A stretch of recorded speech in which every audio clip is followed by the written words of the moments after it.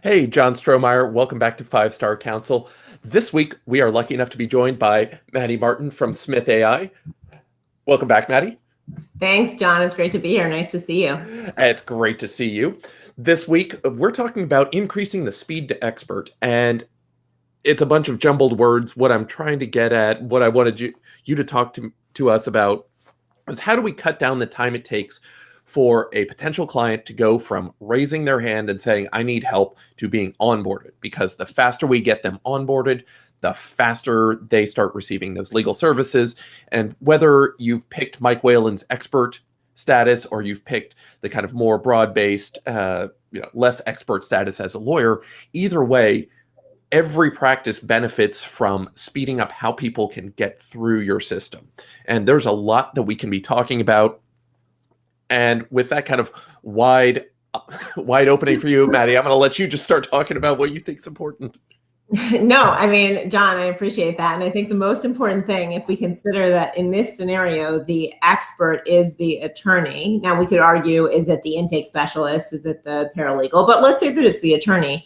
You really have to think, okay, access means time, and there's only so much time for those prospective clients to connect with the attorney because, frankly, the attorney has other fish to fry. I mean, not the new prospective clients aren't important, but they also have to balance it with billable hours, time spent on clients, managing the firm if you're the owner also.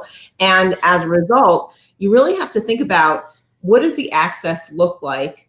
Because speed to the expert is one thing, but it depends on that expert being available. Because if you run into a brick wall, your speed doesn't matter. So you have to have that access point open first, and then you can talk about how fast the car can go. So if we're talking about calendaring, one thing that's really important is to allocate your calendar to new growth, to new potential appointments, consultations, insofar as it aligns with your growth goals. And what I mean is you need less time available on a day-to-day basis if your pipeline is very full, if you're batting clients away like stray cats, and you're saying, when I open up the funnel, so to speak, when I make myself available, it just fills up and no big deal. Fine. But if you are hungry, you've just hung your shingle, or right now you're just looking to grow, maybe you've opened a new office or you've added on another partner, these are times when you want to make sure that you have ample availability and for the most qualified leads. So you don't just want to take every call that's available to you because that's going to be time wasted. You also want to make sure that you have a process for basically getting over those speed bumps and making sure that the people who get past the initial screening process are still full bore on the right road, and the path to success, both for the lead and for the attorney, is working together. That's a case that you probably want to take. Right. I mean, there's a lot in there. And one of the things that I think that I want to pull out, you said, whether it's the lawyer or paralegal, the person, we need to figure out what that first, and I'm going to call it a choke point. I don't know if that's the right marketing term or not, but the first checkpoint as somebody comes in, you've got to winnow everybody down to one, qualifying test. Do they meet it? And it doesn't ultimately matter if it's a lawyer, if it's paralegal, whoever it is, you've got to know how to say, this is a good fit, yes or no. And selfishly, I'll say, look, we use Smith AI in part to start qualifying our leads, because that checkpoint or the choke point, whatever you're going to call it, we figured out the 7 or 8 questions we need to ask. And if you give, what I'll call bad answers to all of them, my firm isn't going to be a good fit for you. If you take off at least one of those, as you're involved in a trust, you own a business, you've got assets outside of the US, kind of any of the things that we say we can help you, or we're going to be really good at helping you, then it makes sense. But if none of those things are satisfied, we know, don't schedule that first call with me. You're going to schedule with my intake team. And really, that's more of a convenience to the person to say, look, we don't fit. We're probably out of your price range. We're not going to get you what you need, but we're going to make sure that you get a nice handoff when you go somewhere else. Like if you're not the right fit for us, yeah, still, investing my employees' time in making sure they go to the right place. I love that. And very few people actually have it that built into their systems to have that referral process in place. And John, I mean, that is super impressive. Huge kudos to you, because almost never have I heard they go to my intake person for a referral recommendation, et cetera, to better understand that A, you're doing your referral partners well by giving them the qualified leads that are important to them. And then also, they're not just getting some form email. Okay, here's a list of attorneys we recommend. Go figure out which of them is going to be good for you, even though you came to us not knowing what's good for you. That person probably isn't equipped to make a decision on the next stage of things, right? It's the equivalent of doing a Google search for them. So that is extremely impressive and definitely top 0.01%. Now, thinking about the questions and that checkpoint. Imagine that checkpoint takes you on those two different roads and you have to go on one of them. That means two things. One, you have to have questions. You probably also want answers to common sales objections, right? Mm-hmm. Right. You want to, and even a little bit of FAQ. You want to be proactive in saying, especially not wasting your breath, but saying for the ones who appear to be qualified, they start to answer the questions correctly. You also want to close out the conversation with, here are the next steps. I'm going to take you on this path to the right. And that's going to mean you talk to the attorney. When you talk to him, it'll be for this long, and you will maybe have a paid or free consultation. That could be a decision point as well. It will be, look, I just sent it to your inbox. It's a calendar invite. Please come prepared. I also emailed you maybe another form to complete or something. If you, again, have high demand, you can add more sort of substantial checkpoints there. Doesn't have to be handled on that call. The other thing is, okay, we'll go and, let's schedule time or transfer you to the intake coordinator for a referral, knowing full well that they're talking to that person for the referral. You're not saying, oh, you're talking to our intake person, and then surprise, this is actually a referral. So right.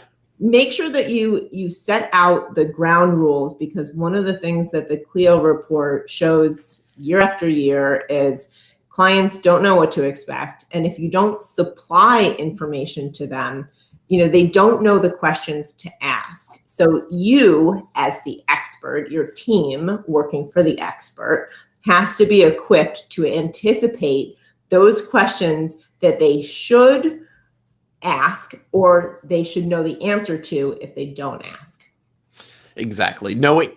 We're supposedly the experts. We've done this before. We should be able to guide them through and ultimately make it easy.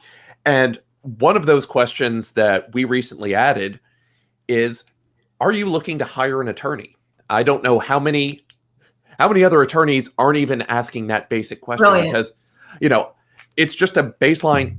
If you're not looking to hire an attorney, I've got limits on my time. I can't just take everybody and, as much as I would love to answer questions all day long and give it away for free, ultimately I can't.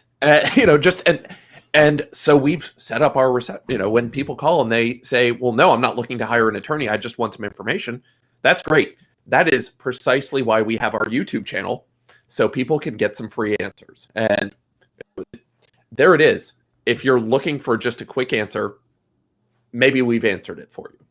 Yeah, and I think that's really helpful. It also helps set expectations, because in the practice area that you're in, John, right, you have the potential for a lot of referrals from those people who you just talked to very briefly, even if they're unqualified, you're still getting your name out there. So that good experience we were talking about before with making sure they have a warm handoff to the right referral firm, and also that you have a quality conversation no matter who they are and ask them up front, how ready are you? It might not be that exact phrasing. I've seen other ways of doing it where you might not say, are you looking to hire an attorney?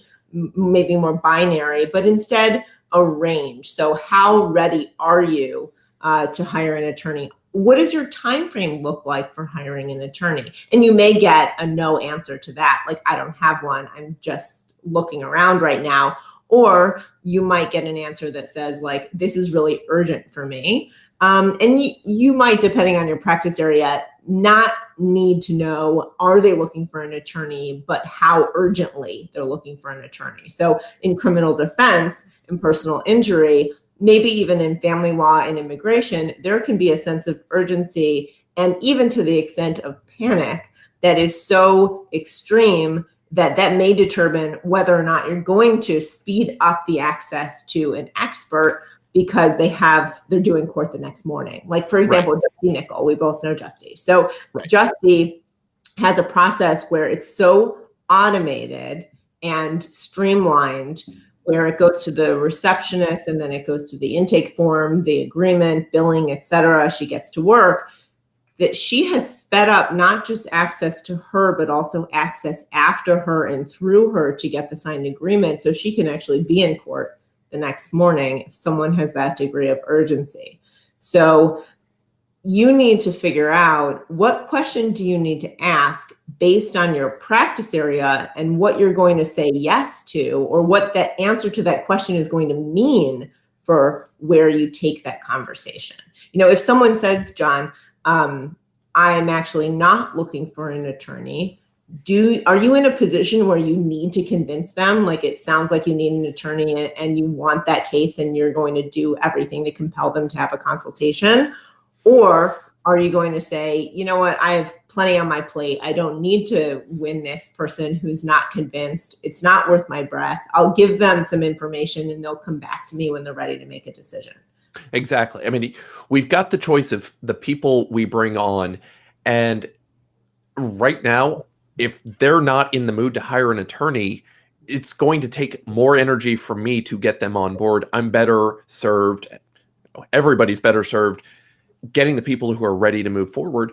Look, it doesn't mean that we don't still take their information, get them on an email list, get them, still educate them, because maybe they even, maybe we'll answer their question indirectly in one of our newsletters. And either they have a good impression of us or they realize how much trouble or how much of a mess they may be creating for themselves. Just one way or another, it doesn't mean just shoo them away, but, how can you protect your calendar? Well, I mean, and one of the things is that if you are using an online calendaring system, honestly, and you're manipulating it more than it needs to be, that's one of the most common flaws that we see. So again, like that image of speeding towards a brick wall, maybe you're just speeding towards a very narrow path. And if you manage to not knock off the window, the mirrors, you can get through and you'll get to the other side. Well, that's also not ideal. That creates a lot of anxiety. You're not so sure. Are there cars that are hitting the brick wall and they're not getting through? If you're using a solution like Calendly, Acuity, Schedule Once, any of these tools that are available and insanely free or cheap, then you're also going into Google Calendar and you're saying, I'm going to block off, I kid you not, my free time. Well, did you set that time as free on your calendar? Because if you set it as busy, you're never going to be booked by these tools. I mean, people need to look at their calendars and say, do I have this set up properly? Or do I have chunks of time that I'm blocking off for something that literally can't be booked on top of it? Like, you're not going to get the appointments then. Do you have due dates? This is something that we see when people integrate their practice management with their calendar. There are due dates and appointments that are actually not fixed, but reminders that block off your time on your calendar. That's also a problem, because if it's an all-day event, if it's just a reminder to get this done by the end of the day, but it's there at 1 to 2 p.m., you're not going to get a consultation then, and you're sort of erroneously blocking off time that is available. So if that's you, go look at that now and say, like, does my availability truly reflect when I could take a call? Because that could be blocking growth. That's interesting, because when I think about this, I was thinking, well, I have taken the time when I can have new client calls, and they are segmented out on Calendly of initial calls. Those are usually 7:45 until about 9:30 in the morning, and then from 4:30 until about 6:30 at night. That's when most of the calls were coming in. I would get occasional calls in the middle of the day, but it helped me by just time, bracketing those at the beginning and the end of the day. It made sure that I was talking to clients either before they went to work, as they were coming home. It made sense for most of my clients, and it helped me kind of focus on current clients in the middle of the day. Mm-hmm. And new clients, they got sifted in at the edges of the day, and there was more than enough. And, at the same time, I'm not going to be a slave to just what's there. If we look at something and, call notes come in and say they were a little upset that it was going to take 5 or 6 days to get in front of me because my calendar's wrong, or my calendar's booked. Mm-hmm. That's the way it is. Right. Well, so one thing that I will clarify is that what you're doing is absolutely the recommendation, which is you're using the calendaring tool to say, you may book me in these 2 blocks. Otherwise, I'm busy. Right. And you're taking into account time zone. If you practice in multiple time zones, which some people do, if you have your receptionist booking appointments, that's something that's important to make sure you have down pat, because a receptionist could be across the country, right? And you want to make sure when they're using your booking link that they're using the time of the person who is going to be scheduled. Now, when it comes to having a round robin, for example, you might have 2 partners in a firm, and you can use these calendaring tools to say, I want to speed up the access to the experts. I've got 2 people who I can put in who can be scheduled. They're fairly interchangeable. You do the same practice areas, you're at the same level in the firm, et cetera. Great. You can actually let the calendaring tool choose or even slightly prefer one over the other. Let's say you have an associate. You want them to be attempted first. And if they're not, then you're available. And you can even do it within those time frames. And for example, if you know that you're going to be in court in the morning, back, non-COVID times, you're still going to court every morning, then for a criminal defense attorney, they're going to say, don't ever book me for a consultation in the morning. I'm almost never there, right? So think about how you want your day to work. Are you also at home tutoring your kids because they're not in school right now? Don't just think about work or what the court schedule is going to be or when your Zoom trial is, but also what your lifestyle is and when you prefer to have calls, and also when your brain is geared towards that. Like, if you're the kind of person who, thinking about, John, your schedule, you may be, clear and ready and refreshed from the work that you did that day or the day before to have morning and late afternoon calls. Someone else may say, my brain is really sharpest and I have the most energy for sometimes these tiring new client calls where I'm processing really quickly and trying to figure this out. It's unfamiliar territory in the morning. In the afternoon, that's my deep work time.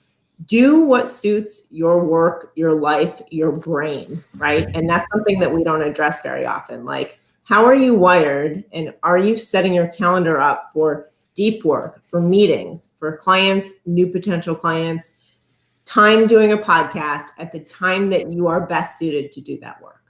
Right. There's a concept. I will be talking shortly with Sherry Walling, who is a professional psychologist. And one of the concepts she has in mind is like the thought of, you've got chaos on one side and rigidity on the other. And you get to choose. You want to be somewhere in the middle. You need some structure. But you can't, unfortunately, lawyers have kind of been trained, we're free thinkers. We can't do well with structured environments. And the problem is, everything becomes total chaos. There's never any structure. You don't know what to look for. It doesn't mean everything can fit always into one particular checklist, but you've got to at least get a handle on things so you can see, getting to the process and getting some consistency down so that things happen the same way and they're smooth for everybody, so you know what to look for. Well, one last thing about calendaring. I know you know Melissa Shanahan at Velocity Work, and she is going to be presenting on a webinar coming up soon in February about like the Monday map to the Friday wrap. And we're talking about calendaring. And she's saying, start with those big boulders first, block those out. Then the things that you have to commit to that are not life and showing up to dinner with your family every night at 6, things that are work that are immovable. And then you'll start to see where the pockets of time are that are within your control to adjust. And it doesn't have to be a fixed thing. You can move it around and see if you can make improvements based on tweaks. But the other thing that I'll say is when it comes to, this topic of increasing your speed to the expert, you want to make sure that everyone also knows the rules of the game. So one of the biggest mistakes that we see when you have someone who is in-house doing intake, for example, is that they have their own method. The attorney has their own method. I know it when I see it. It's like that, I don't need to write down the definition. I've been doing this for so long, don't challenge me. That's actually really a problem, even for the best experts, the most seasoned attorneys and legal teams who are behind you. You have to write it down because you, will have more consistent results. You'll be able to look backwards at the data and say, did we always do what we said we were going to do, or are we just at the seat of our pants every time? And also, if you ever sell or merge your firm, you have a set of repeatable processes that give that buyer or investor or even those discussions more weight and value because you have actually a playbook for your growth instead of just a believe me sort of I'm telling you this is how it works sort of conversation. Right. And as we look to kind of land the plane, because we've been here for about 25 minutes, one of the, kind of pulling this together, knowing who your qualified leads are, setting up your calendar to make sure that everything lines up in the right way and you're not unintentionally closing people off. But it all comes down to this broad process that's not just, I know it when I see it. And the part that attorneys are going to hate to hear is there will be mistakes. You're going to have to train other people to do this. Otherwise, you're going to be stuck doing it all by yourself. And that does mean kind of making some broad decisions, but keeping some human slack in the system to where you may not give somebody final authority. The intake people I'm using in-house, we just started taking taking calls that were questionable for me. We weren't sure if they were really qualified. We'd let them schedule on my calendar, but I'd have my guys call them days ahead of time. As soon as the call came in and they were scheduled, we'd call them internally and I'd have them run that call as though they didn't know really anything else. And just, hey, we know you're talking to John in a few days. We wanted to get some basic information from you. And that way they knew, kind of in a controlled environment, I could coach them before they picked up the phone. In some cases, I was actually sitting there with them on the phone, but not acknowledging I was there, just to listen to what they were saying and make sure, okay, well, here's what you may have heard but didn't pick up on, or here are the kind of watchwords. Or when you hear this, if they say Medicaid planning, we're just not going to do that. We don't know how to do it. We're not going to learn. We know somebody who's way better at it. The moment you hear that, thank them. We have perfect referrals for you, and off they go. And it's just taking the time, acknowledging that to fill in the gaps on how to get it done. It's going to take some headaches, but you have to get that process down. I love how active you are in that process and in mentoring and nurturing and educating your team. John, I think that's really something for others to emulate. And I will say, if you're not going after things with that much gusto, you're not going to be making mistakes. And that should be a signal to you. If things are really quiet and like no one's making any mistakes, like, how can you push it a little bit more? Where are the opportunities that you haven't addressed yet? Because it is an ongoing conversation. It's not something that's fixed. And are you also allowing your team, who's now having some of these conversations for you or with you, to give you feedback back? You know, how are they contributing to this process? Because A, that adds buy-in.